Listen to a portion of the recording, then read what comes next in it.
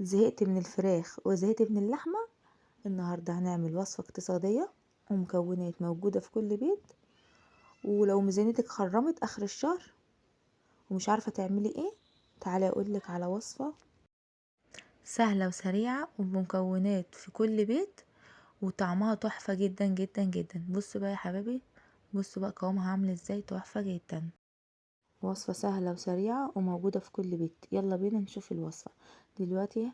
معانا 3 بطاطسيات كبار او وسط، اللي متاحة عندك. هتبشريهم كويس جدا جدا، هنبشرهم مع بعض زي ما انتم شايفين كده، وهنصفي منهم المية علشان احنا كده كده مش هنقليها، احنا هنحطها في الصينية. طبعا يا جماعة هنعمل العجة الاقتصادية، عجة اقتصادية سهلة وسريعة ومحتاره تعملي ايه. هي العجه هتنجز معاكي ومش هتاخد اي وقت.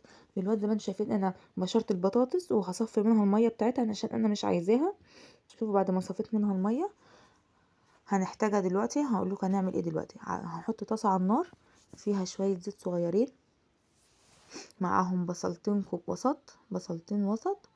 هنشوحهم بس يتبالوا كده حاجه بسيطه، يتبالوا بس حاجه بسيطه مع فص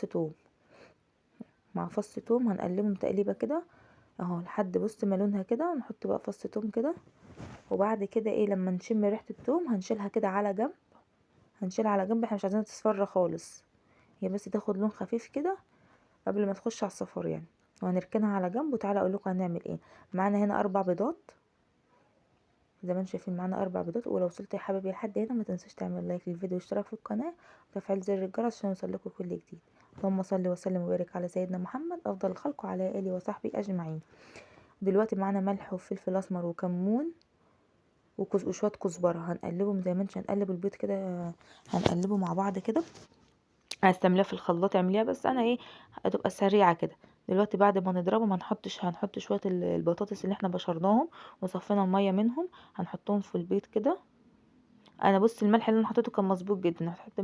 هتحط معلقه، حابه تزودي ملح زي ما انت عايزه. ودلوقتي بعد ما قلبت البطاطس فيها هنزل بالبصل اللي انا شوحته مع الثوم وسبته على جنب يبرد دقيقتين كده لحد ما يبرد. تمام يا حبايب قلبي. وهنقلبه كده كده مع بعض. وبعد كده هننزل باللهم صلى الله وسلم وبارك على سيدنا محمد. هننزل بالخضره.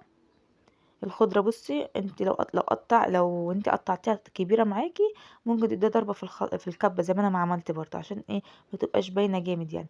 وهنا معايا نص كوبايه دقيق، وهحط عليهم معلقه صغيره من البيكنج باودر عشان تديها نفشان كده وتنفش وايه، وما تبقاش مكتومه معاكي.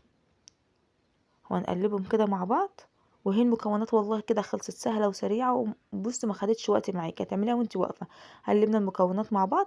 في تكه بقى، بصوا بقى هتجيبي الصينيه، هتدهنيها زيت ودقيق عشان ما تلزقش منك. وهتفرديها كده في الصينيه وتكوني مشغله الفرن على درجه حراره 180. هتحطيها في النص زي ما بتعملي كيكه كده وتسيبيها، هتلاقي الحروف من الجنب كده احمرت خالص. وتديها بس وش خط وش كده على وش كده على الشوايه. ماشي، وهوريها لكم وهي طالعه من الفرن.